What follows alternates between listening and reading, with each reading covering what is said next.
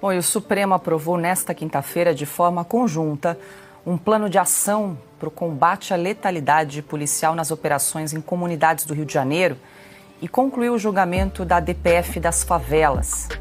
Entre as medidas anunciadas pelo presidente do Supremo, Luiz Roberto Barroso, estão a determinação para que a Polícia Federal amplie a atuação e investigue crimes com repercussão interestadual e internacional ocorridas no Rio.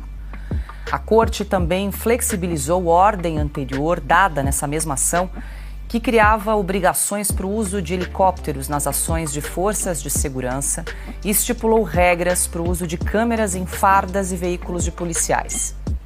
O ministro Flávio Dino foi aplaudido ao afirmar que o crime organizado no Rio não está nos morros. Público, eminente relator, todos os colegas, apenas, ministro Alexandre, para assinalar a importância desse inquérito e, com isso, mais uma vez e sempre louvar a colaboração para esta Corte do Trabalho do eminente relator, no que se refere aos fluxos financeiros. Tive a oportunidade, num julgamento anterior, mencionar que nessas distorções de percepção quanto ao crime organizado, a ideia é que isso se concentra nas áreas populares do Rio de Janeiro. E não é verdade. O que tem de principal no crime organizado no Rio de Janeiro não está nos bairros populares. Não está nos morros nem nas periferias. Na verdade, está no asfalto.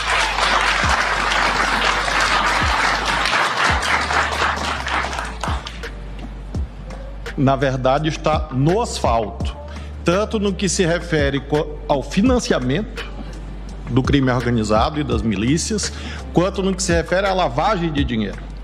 E por isso esse inquérito vai na direção correta, que não é dar tiros a esmo. Especialista em segurança pública, ministro Flávio Dino. Consta? Pois é aquele que consegue frequentar essas favelas dominadas pelo crime organizado sem escolta policial, né? Olha, Paula, pensando assim, vendo o comportamento desse pessoal do STF, as decisões que eles tomam, o que eles dizem, né? A gente quase poderia inferir que se o crime organizado no Brasil, se esses grupos como o PCC, como o Comando Vermelho, grupos que mantêm às vezes diálogos cabulosos com o próprio PT, se eles quisessem aparelhar o Poder Judiciário brasileiro todo, inclusive sua última instância, se eles conseguissem fazer isso, né, fica parecendo que não seria tão diferente do que temos hoje, não é mesmo? Eles têm bons advogados no STF, pelo visto. Augusto. É mesmo, não está nos morros. Pois bem, quando eu trabalhava no Jornal do Brasil, eu olhei entre 2001, 2002 até 2010, por aí. O Jornal do Brasil saiu da Avenida Rio Branco e se transferiu para um bairro que fica perto onde tem o desfile de escolas de samba, da Sapucaí, fica lá perto. No dia seguinte, desceram caras ali, entraram na redação, começaram a mexer em computador, em um grupo, para mostrar quem é que mandava. Eu não estava lá nesse dia. Os caras mexeram e tal. No dia seguinte, eles começaram a assaltar toda a tarde o pessoal que estava almoçando logo do lado, esse pessoal do morro.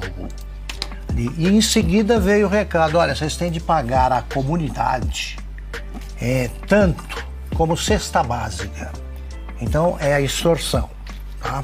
Telefonamos para o secretário de segurança, eles falaram: olha, não temos controle sobre isso. E o garotinho, que era o governador, disse: eu não sei o que fazer, é melhor você dar. O dono da empresa começou a pagar. Isso aí. Só o Flávio Dino, para fingir que não sabe que todos os morros do Rio, infelizmente para os moradores honestos, são controlados por bandidos que lideram organizações criminosas. Tem briga, lutas mortais todo dia, e ele não sabe disso. Está no asfalto, está nos morros, está nas estradas, está em todos os estados, está no Brasil inteiro e controla fronteiras. Aí ele fica, para conseguir aplauso, dizendo que não existe o que é visível a olho nu. Silvio. Em uma linha aqui, a responsabilidade por tudo isso é da esquerda.